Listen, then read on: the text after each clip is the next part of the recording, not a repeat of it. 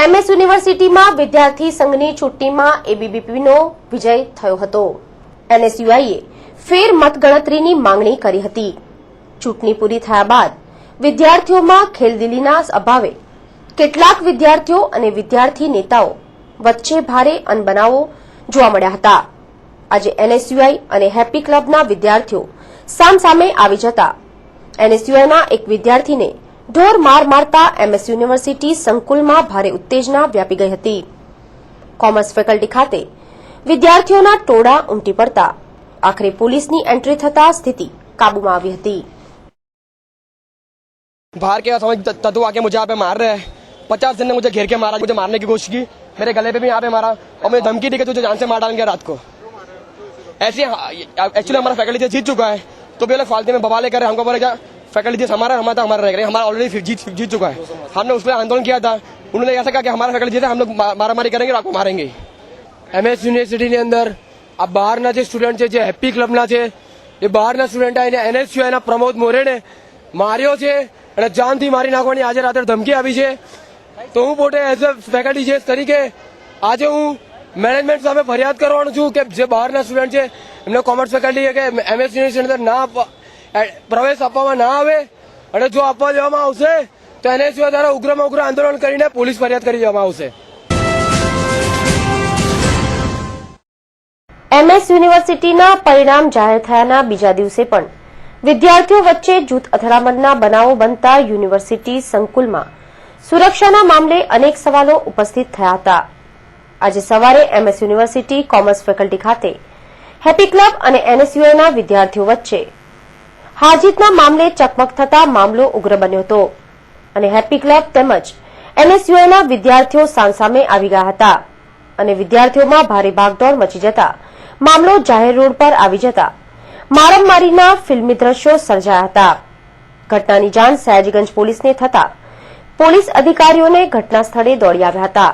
જ્યારે જાહેર રોડ પર એકબીજા વિદ્યાર્થીઓ હાથમાં પથ્થર લઈને દોડતા જોવા મળતા જાહેર માર્ગો પર લોકટોળા જામી ગયા હતા. આ મારામારીમાં એનએસયુઆઈનો વધુ એક વિદ્યાર્થી ઘાયલ થયાનું જાણવા મળ્યું હતું. મામલો આગળ વધે તે પહેલા પોલીસે મામલો સંભાળી લેતા રાહદારીઓ અને વાહન ચાલકોએ રાહતનો દમ ખેંચ્યો હતો.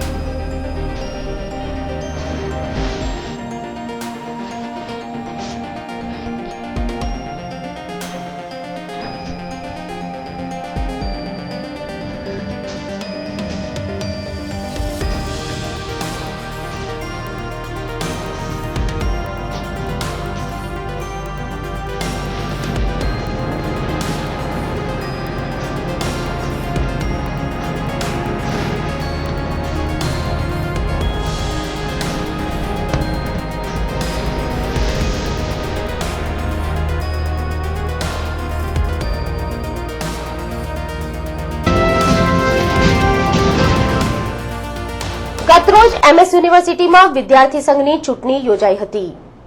એમએસ યુનિવર્સિટીની કોમર્સ ફેકલ્ટીમાં એફજીએસ માટે હેપી ક્લબના ઉમેદવારની હાર થતા હેપી ક્લબના વિદ્યાર્થી નેતાઓએ રીકાઉન્ટિંગ કરવાની માંગણી કરી હતી અને ડીન સમક્ષ રજૂઆતના પગલે આજે રીકાઉન્ટિંગ યોજવામાં આવ્યું હતું, જેમાં પરિણામ યથાવત રહેતા હેપી ક્લબના વિદ્યાર્થીઓ ભારે નારાજગી જોવા મળી હતી.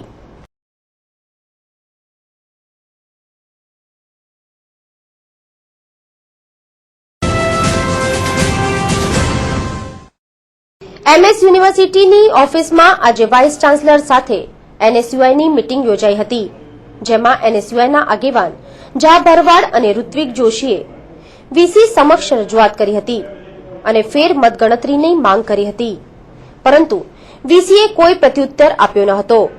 વધુમાં ફેર મતગણતરી અંગે વીસી તેમજ ઇલેક્શન ઓર્ગેનાઇઝ કમિટી બેઠક મળી હતી. પરંતુ તેમાં કોઈ નિર્ણય લેવાયો નથી. જ્યારે આ અંગે એનએસયુઆઈના આગેવાનોએ શંકા વ્યક્ત કરી હતી કે ગણતરીમાં ઘોટાળો થયો છે.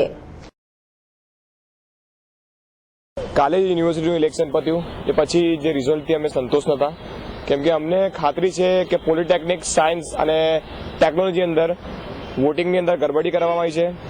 વિદ્યાર્થીઓ અમારો પૂરેપૂરો સાથ આપ્યો હતો અને એનો પરચો એમને ખબર પડી ગઈ હતી.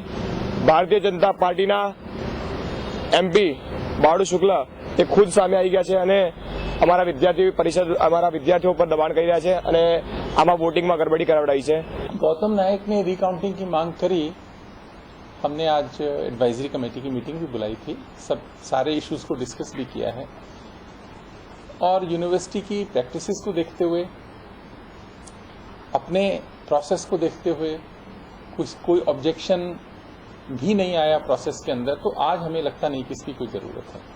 ખરેખર જે ઇલેક્શન થયું છે એમાં જેમ વાત કરીએ તો હું અને ગૌતમ બંને જ આગળ હતા 2500 વોટથી, પરંતુ ખબર નહીં ક્યાં એ લોકોએ શું કર્યું છે અને આખરે અમારો અધિકાર છે કે અમે રિકાઉન્ટિંગ માંગીએ, પરંતુ આજે વીસી સર એવું કહે છે કે રિકાઉન્ટિંગ નહીં મળે. જો એ અમને આપે છે તો એમને નીચેની પેનલ CR સુધીના રિકાઉન્ટિંગ આપવા પડશે.